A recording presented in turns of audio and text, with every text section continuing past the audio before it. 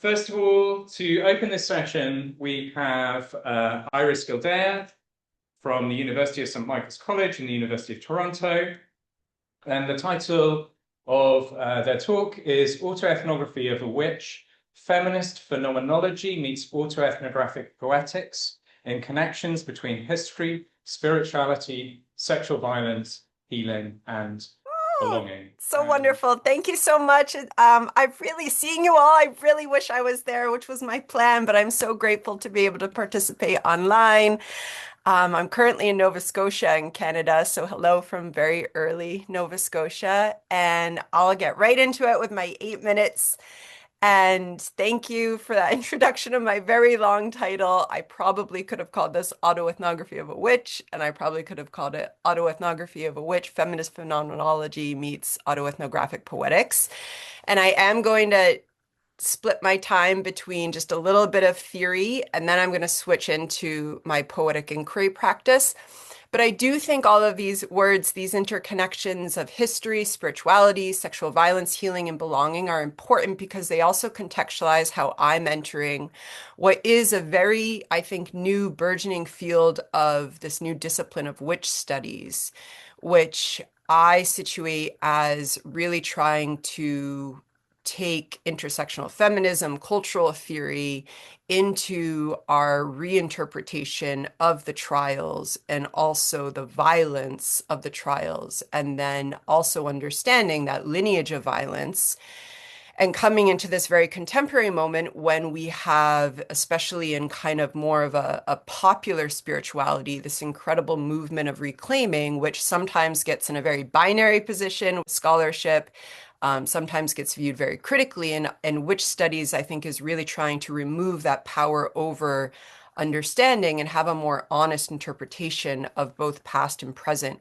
And so I enter this field coming both with my own embodiment and spirituality and coming out of the intersections where I've worked for probably about a decade, which is feminist trauma theory, feminist phenomenology, and also autoethnography. And I've really worked with other ways of knowing and how the arts and nature are often ways of knowing that when we look at the very structure of meaning making, we can see how coming out of the Enlightenment, there is this, I think, often not talked about enough power over structure in the very way we make meaning. And so my work in trauma theory has been all about creating survivor-centered praxis and allowing survivors and our other ways of knowing to really situate ourselves in even what healing is, let alone the intersections of identity and healing. And now as I move into this new field that's emerging of witch studies, which is trying to trouble kind of our history of understanding the trials, I also have some concerns, which is that I don't see other ways of knowing coming in that much. And I think when we're especially talking about spirituality, earth-based spirituality, that we need to perhaps rewild our scholarship, our prose, and allow other ways of knowing to come through. And this is, I have a much bigger project that's called a phenomenology of witches, which is trying to kind of trouble the interpretive methods of understanding the trials and then come into this contemporary praxis of embodiment and letting the body speak through other ways of knowing. And so with that, I could literally talk about that for much longer, but there's some theoretical threads. And so I am going to move into my own practice of poetic inquiry to kind of bridge some of these terms and hopefully weave some threads. And I do just want to give a content notice that my own poetics do work with my own experience of childhood violence and also, of course, the violence of the trials. So, and I work very much with poetic inquiry, which if I had a whole other minute, I'd differentiate between poetry, but I will just move into it now. My wound speaks of a child's loss, of sacred touch, nights alone and scared, of the door opening, of not being alone anymore. I fought as a young academic, wielding her feminist theory, writing through the holes of their patriarchal structures, and yet my wound did not heal. With all those words and arguments and degrees, my wound did not heal. It healed when the inner witch began to speak, began to unravel me from what bound my spirit and female body with pain and so much shame, as she guided me toward the natural medicine of belonging to the ocean's waves, the waning moon, the fur's fresh sap, how it sticks on my flesh, its smell lingering in my memory, creating space to be, to become a fully embodied survivor witch. Their lineage is my lineage, yes, in the broken family records, in the blood in my veins, in the violence silenced, but even more so in the open wound set in this life by a man telling my child self his violence was God's love, my abuse his right, his shame my inheritance. The witch wound speaks in my body's ache to belong, and it heals in my joyful laughter under the sound of ravens' winds let loose on the wind. Earth, fire, air, water, rotate me backward. Show me intimately the accused midwife's knowledge of how to save a mother and child. Knowledge passed down with women's sweat and tears. Knowledge that was and is living in the margins, a threat to patriarchal power and violence in all the systems that created the trials definition of a witch, which we do not need to argue about because that definition objectively, as something embodied, made real through one's own flesh and intention, it didn't exist in the first place. Like so much else, it was created by power over. Interpretation is always a weapon of social power wielded against those whose innate being and identity disrupts what that power craves, more power. And yet, meaning changes as we have the courage to embody the truth silenced for centuries upon centuries. I embody that change every time I weep for my child's self and what she never got to know, a love that is free from violence and neglect, and the inheritance of a spirituality that knows the earth's cycles are far more wise and trustworthy than the ritual of an institutionalized grip at power and dominance. Every time I weep for the accused who did nothing but embody a disruption to the power over ideologies we're still being silenced by. That change of meaning unfolds because whether or not I speak the word, I am a witch inside and out, disrupting, loving, stirring the cauldron of my ripening womanhood, rewilding with poetry, cultural theory, earthborn spirituality, scholarship, activism, sexuality, and reclaiming. Through this stirring, the black hole that was my memory, an inheritance of abuse, religion, history, and so much more, transmutes in my blood and fascia and flesh, and the earth's soils and waters rushing across time, lineages we all carry in similar and different ways. As a living survivor witch, I heal every time I stir that cauldron of embodiment, refusing and disrupting ideologies of violence, and discovering who I am and can become phenomenologically, here and now, not disregarding history, but allowing it to finally be seen outside the gaze constructed by power over, reclaimed by those whose very lives and rituals of enrapture with nature and each other seeks to disrupt what continues to kill and silence our right to live in beautiful harmony with this earth and all beings. And that's it. Thank you so much. Next we have Sheona. Okay. Yeah, come on up. With yeah. So presentation is called The Vessel, How Serene Encounter in Epiphanies Sting. I'm Sheona. Thank you for allowing me to be here today. This vessel is real and representative, and I'd like to share it with you and invite you to consider its physical reality while I talk about the representation that it holds for me. To pass it around carries a risk, just as I take ethical risks each time I talk about my living experience. Living because child sexual abuse cannot be confined to the past. It impacts victims and survivors throughout their lives.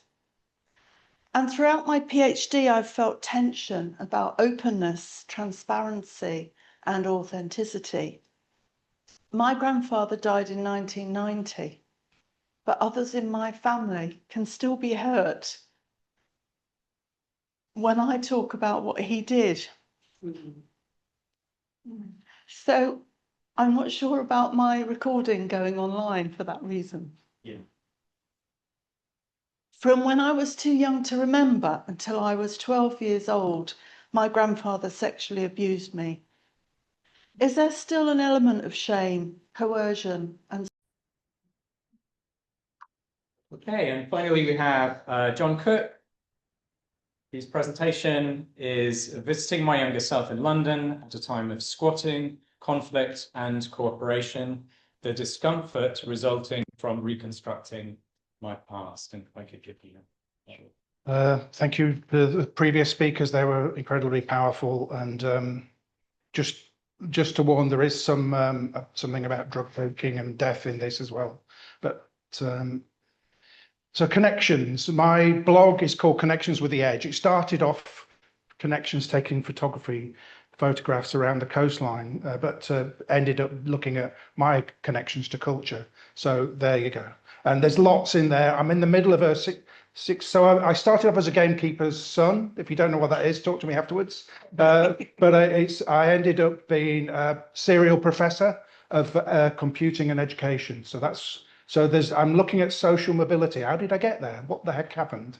And I gave a talk last week to educationalists. Ended up getting lots of professors and vice chancellors and young academics asking me questions, following up. So I'm quite surprised about that. I was nervous about that. I am nervous about this. But in between all that, I am a musician, and I played in indie bands, and that's what this is about. I was in the Best Peel sessions of '82, playing in Strawberry Switchblade. But that's another story. It's on the blog. So here we go. Without realizing it, so I'm talking about my squatting times in Camden. By squatting in Camden Town, we were putting ourselves at risk. In the early 1980s, heroin started to be introduced into our area at cheap prices to get people hooked. Later, the prices would then rise as demand firmed up. I didn't get involved in taking the stuff, but on our street, valuables went missing to fund the habits. 2 people that I wasn't directly connected with died from overdoses. Also, some of my friends dabbled. One day in 1981, I discovered some of my record collection had gone missing to fund a house visitor's drug addiction. So my mate Harden and I decided to confront the suspect, called Charlie, not his real name, who lived further down Georgiana Street. Knock, knock. Harden says, "We think you nicked John's records. Was it you?" Charlie just stood in the door and laughed at us, claiming in a drawling London accent that wasn't me, mate. He grinned stupidly at us. It was him. We knew it was him, but we were a bit soft. We're not very aggro-oriented. So after a few more futile exchanges, we let it go. So I'd lost the original Pill metal box, my Joy Division albums, plus more. What a bummer. I still get annoyed about it to this day. So my local experience, it was part of a wider trend where in the UK and Europe we got heroin transition from a niche issue to a bit of a public health crisis. So that's what was happening there. So I am time hopping. I do work on epiphanies as well. So I'm time hopping with its Norman Denzin's approach. So my old 1980s indie bandmate Cressida Bowie had read my blogs from the 2020s about squatting and music, because they squatted in Stockwell. And in 2025, she suggested to me that she said, take a look at the photos by Smiler, because in 2015, Jimmy was on a panel discussing it at the Institute of Contemporary Art. I will send you a link. So here's the book. It's quite powerful, and there's some prose as well by someone else, but the Smiler, yeah, it's quite something. So can we show figure 2, please?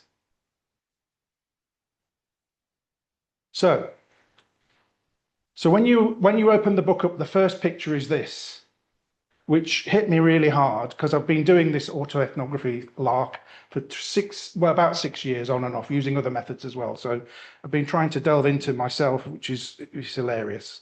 You know, I think I've been better off going for therapy or something, but I know. So, yeah. So seeing this picture, which is from 1983 of Diane, and the prose attached to it hit me hard. Diane is shown sprawled unconscious in a party frock in the corner of King's Cross 2 weeks before her overdose and death. So Brown adds in the associated prose for this. Smiler took pic to show her. When I first saw Diane, I felt numb. It often takes a while for my feelings to surface. I had friends that dressed in this way in the 1980s for a night out, 50s frocks, shouting into the night, shapes coming out to play. The photo stirred up something inside me. This is my at-risk epiphany. Now, every time I look at Diane, I feel deep sadness that we lost her. I don't think I knew her, but she was one of us, part of the at-risk London squatting scene. Yet, yes, Diane triggered memories, and so we're into 2026, February this year. She made me realise that I'd captured these at-risk times in a song that I wrote, called Breathless. Later became called Blue Lights. So Breathless is an indie song from 1988, and the lyrics are in my diary. It's a sporadic diary that I still have the 8-track recording of from a cassette tape. The first two verses of my poetic and romantic leaning song Breathless are about to be sung to you, but I'm a bass player, double bass player, so I'm not a singer, but here we go. Weeping car pass by the streets, look unholy. Blue lights singing hymns for the starless and lonely. Catch a guilty smile, old habits, they die hard. Life exhaled in air, the moment passes slowly. So I won't sing the second verse because my voice is cracking up already. I need to remember to breathe. My lyrics and the associated music evoke my time walking around the streets of Camden in the early 80s. As I head out to meet up with a lover. The lyrics and music portray in a cinematic way the weeping car sounds of emergency vehicles, the blue lights, and the unholy sights that I emerge as I walk past the empty fruit and veg market on Inverness Street, and the time and place feeling that I experience as the moment passes slowly. The starless and lonely refers to those I encounter sleeping rough outside Camden Tube, or that are unconscious for the night after alcohol and drug overuse in Holt's Boots doorway shop, which is quite famous. During the 1980s, Camden Town experienced a significant rise in rough sleeping, with Arlington House serving as a major, often troubled focal point for homeless men. The Pogues and Madness wrote songs about this. Although I used to drink too much, and my son used to call me a functioning alcoholic, I think I've drunk enough for 10 people in my life, but I gave up 3 years ago for health reasons. I never came close to becoming one of the starless and lonely like Diane, as in the photo, but I've always understood part of how people get there. So I'm on the home run now, so you can relax. Yeah. This is just background music that I'll explain. You don't really need to hear it because I'm going to talk over it. So fast forward 40 years, and my composition, this is the melody, what I wrote, is now played by a jazz trio I'm in. As I say, I play double bass. We play at festivals and things like that. And we're available for bar mitzvahs, weddings, and funerals. So bookers, you know. But this is a version called Blue Lights, based on the song, the first verse, which I sang to you. It's got an excellent rubato introduction by Steve, our guitarist, using the theme. So whenever I hear this, so they're called 3-bop, it's online, you can go 3-bop jazz, it's in SoundCloud. The self-reflections of autoethnography have foregrounded this at-risk epiphany and is a source of slowly unfolding discomfort for me. But re-listening to Steve's bittersweet at-risk rubato takes me back to the streets of Camden Town, but calms me. I'm a visitor in my own film. I can leave when I want to, but I don't forget Diane. Okay, thank you very much to our three presenters. So we have until, let's see, until 11 o'clock, is that right? Mm-hmm. Yeah, so we've got 20 minutes. Excellent for discussion, conversation, questions. thoughts, and so on and so forth. So, who would like to begin? Yes. So, if you can just introduce yourself before your question. Or Sure. So can everyone hear me? That's okay? Okay, brilliant. So my name is Abiodun Abdul, and I have a question for Irish and then another one for Sheona. Iris, thank you for your presentation. I'm wondering how easy or difficult it is to include article citations inside poetic autoethnography versus, for example, analytical or critical autoethnography. As you were saying your poem, I don't think I heard any citations. Hi there. Thank you. I didn't cite anyone in what I just read, but I have published autoethnographic poetics and I do cite there. So I think my simple response is it's not really that much different than citing if I'm writing in traditional academic prose. It's just that said, I mean, I can speak for myself, but then there's lots of researcher poets that work the citation into the actual poetry. So there's so many different ways of working with it.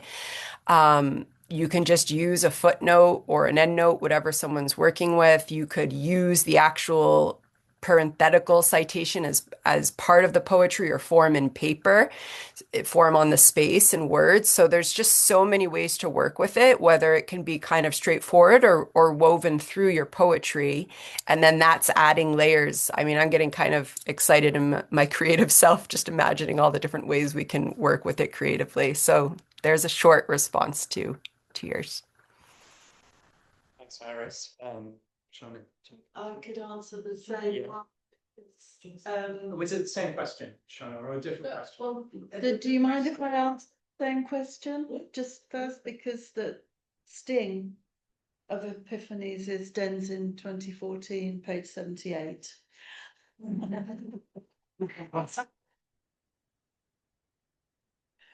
didn't put it on here, sorry.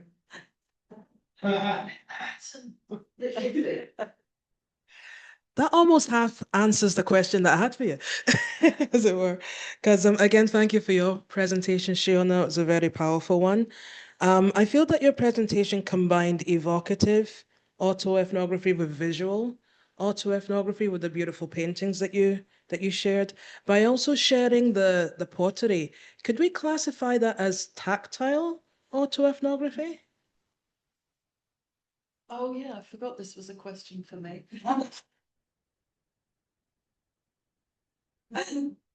I wanted it to be a fully tactile and embodied experience, which is why I was very sorry for the people online, because you're only getting to see this from a distance. But I don't know if I can answer that question because I'm a newbie and I don't feel very academic. I've got a second-class degree in ceramics, and I studied that from 1987 to 1991 at Cockfosters. So I was rubbing around the same streets as you. Yeah, yeah. No, it's not. But we're so connected, and the links back to Iris as well, and your owl behind you, Iris, which is so beautiful. Yes, evocative, yes, tactile, maybe hopefully also critical and analytical, because I'm doing a PhD, and if I don't get some criticality, but yeah, is that enough of an answer for you? It certainly is. Thank you so much. I feel like take this up closer with Yes. You just introduce yourself.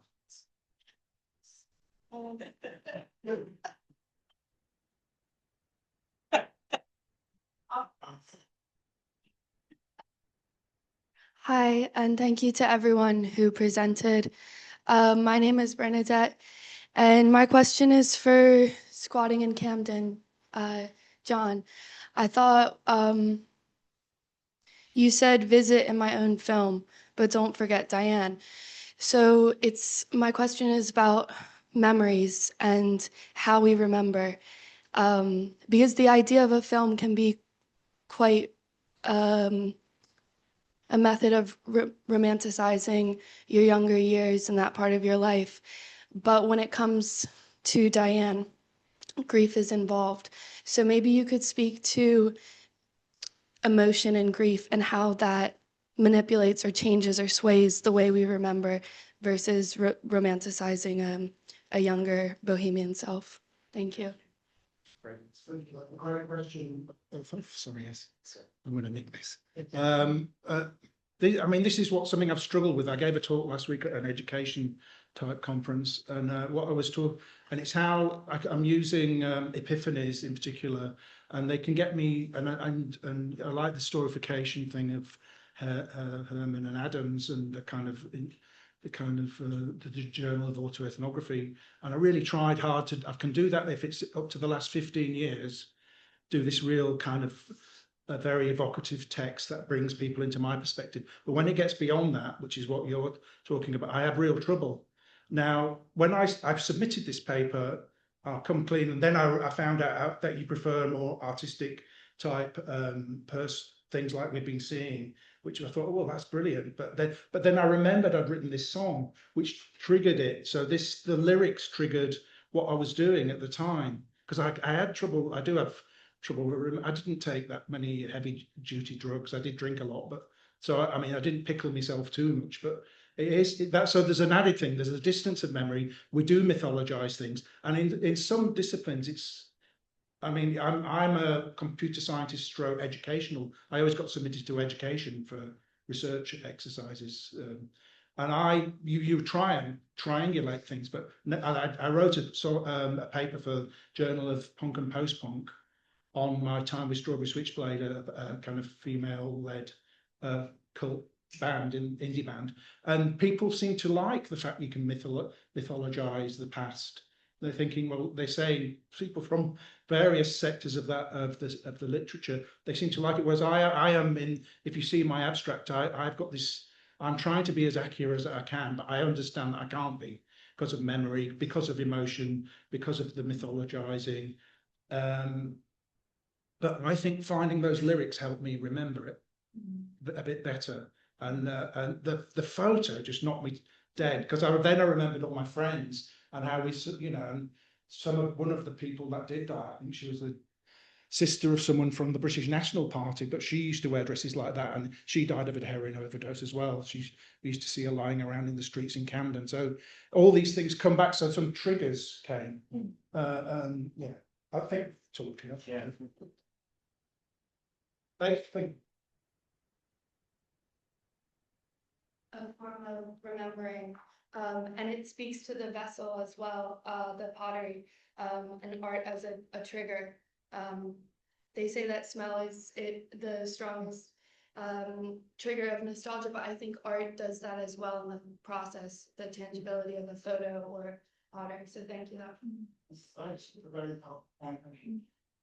There's a comment online you might like to read. Can we come back to you? Yeah. Okay, so online we have In the top right, no, there's in the comments. Oh, in the comments. Okay. Top right. So from the book, the remnants tapping into the past, sometimes deep trauma and vessels in which memory may be imbued. Is the pain from doing this work something that encourages continuation? And how is this inquiry and continuation articulated outside of autoethnography? Don't know if anyone wants to speak to that. Yeah. There is triggering and there is pain, and I bought two paintings particularly to show you, because they were the ones that the pot was about. But in the folder, I've also got a third one. Well, this is the first one actually. This is Epiphany 1, and I really want Iris to see this, because you talked about the door opening, and that's what opened a door for me, because on this one we've got we've got the door and the monster behind the door. And it was only when I painted the door that I remembered the door handle going down as the door opened. So it's only when you do these things that you get those memories come back, because memory is transient, and trauma memory in particular is laid down in strange ways because we weren't necessarily in the room at the time. We were dissociated, flying, like the flying child. So the door opening. That's really Iris. Oh, great, you've got your hand raised. I wonder if you want to say something about the artistic process itself and how, I mean, this was the question I was bubbling in me as well, that like how you're meeting these memories within the artistic process, and how the artistic process itself is a means of touching the memories, but also of being able to navigate them in some kind of way, I guess. Yes, thank you, everyone, and thank you so much for having this online component. I just am so glad to be able to participate. I think actually Sheona just like perfectly demonstrated what I wanted to share, and I think gets to your question as well. But I also think when we bring in this question of memory, I think this does come into the type of praxis we're using, and to work with a fully survivor-centered praxis, part of the way that we survive is imagination. It is dissociation. It is these other ways of knowing.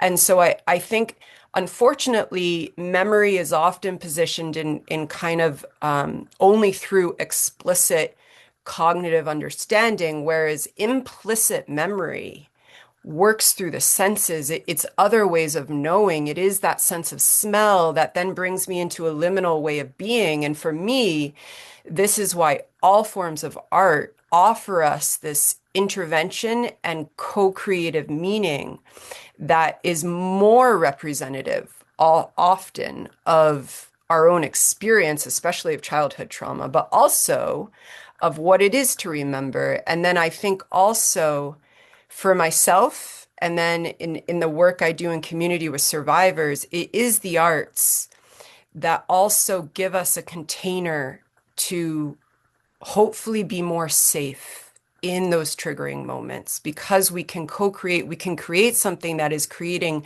new form and is able to actually represent our own experiences, whereas the very structure of explicit language, just to really get to Shauna's presentation, which overlaps my own experience and work, when we're growing up in a home with violence, our very understanding of love is often very complicated.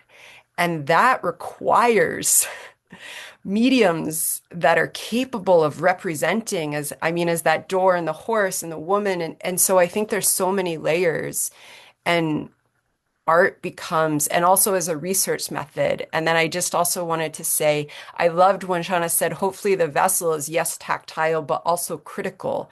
And I think, of course, that we've been so taught to create these binary splits of either or, and here's the art, but here's the critical work. But when we truly allow it all to converge, for me, that's the new paradigm. And that's also survivor-centered as well. I'm deeply passionate about these things.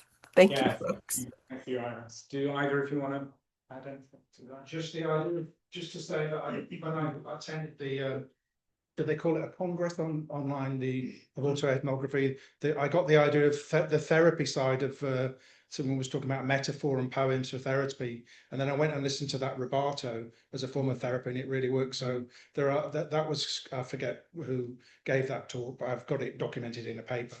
But that was quite helpful actually as a using art as therapy. I haven't thought of using smell, so that's quite interesting. Can I finish with a final connection? I've just remembered the final connection I wanted to make was that another form of therapy for me has been walking through the fields at night with my lurchers. And as a former gamekeeper, you'll know exactly what I was up to, but I'm not going to say it out loud.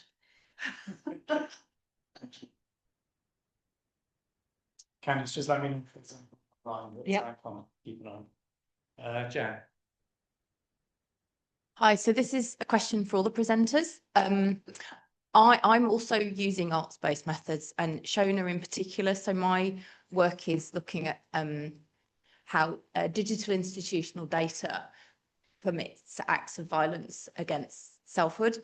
And I had a really profound experience recently where I was under a lot of pressure in my life, and I picked up a whole bunch of paper of my records, social care records, and started screwing them up to create a piece of artwork, and I recorded the concept. But actually, it's an interesting counterpoint. You've all spoken about like working through memories, but I found like arts practice to be a great way of theorizing as well, because out of the narrative that I created as I recorded myself, I came up with the idea of crying data, in the sense of sitting at a computer crying while filling out all these bloody forms, and then how your distress when you're a mental health inpatient, as I've been many times, becomes neutralized in the form of your crying becomes digitalized in data. Have any of you had any experiences of like theorizing through your arts practice and coming up with new concepts, I guess?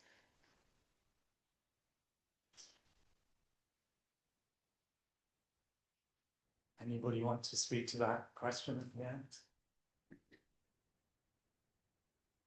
Not very good. Not respond. It wasn't through art practice though, sadly, it's through methodology of epiphanies. That really got it for me. I mean, there was attached to it certain amounts of, so there was 4 types of epiphanies for Denzin, but the major one was changing my accent when I was working as a lecturer in London in the early 1990s, from a northern accent, I'm from West Yorkshire, to try and fit in. And I didn't realise that until 2025 or something like that, oh God, I've adapted. So I was a bit ashamed of myself. Then I realized, but so I found the epiphanies as a framework very helpful. But the art, I am a musician and I compose and play, but I've yet to explore it more.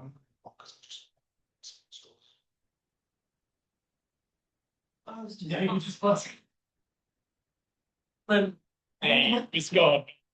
No. Any other questions, comments? Did Iris, did you want to respond at all to the last question? No? Okay. Your question. Yeah, I'm just saying about the door handle and that sort of thing. I think I think it's definitely part of the process. It's making sense of it, and just citations and the idea of taking one moment, a pigeon flying in a room and everyone being shocked and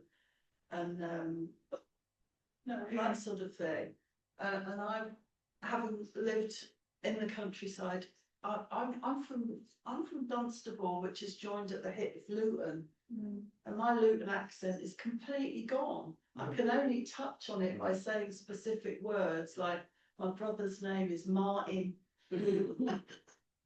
But I've been a school teacher. I trained as a school teacher, and then I gradually worked into further education. And yeah, I've got this horrible sort of BBC English type accent now. I'd love to have my Luton accent back, but I can only find it when I talk to my brother-in-law or But I merge into other accents depending on who I'm speaking to, which is also quite annoying because I think I'm taking the piss out of it. No, I'm not. It's interesting to think whether those practices of exclusion or self-change because of various reasons, how much those exclude your reconnection, your connection with past experiences as well, just in terms of a little bit what Iris is saying as well, whether then the artistic processes themselves allow you to kind of like connect with those experiences, breaking through that in some way. Any other questions or comments? Anything? Okay, good. Well, thank you very much for, again, a really rich session. So thank you to our presenters.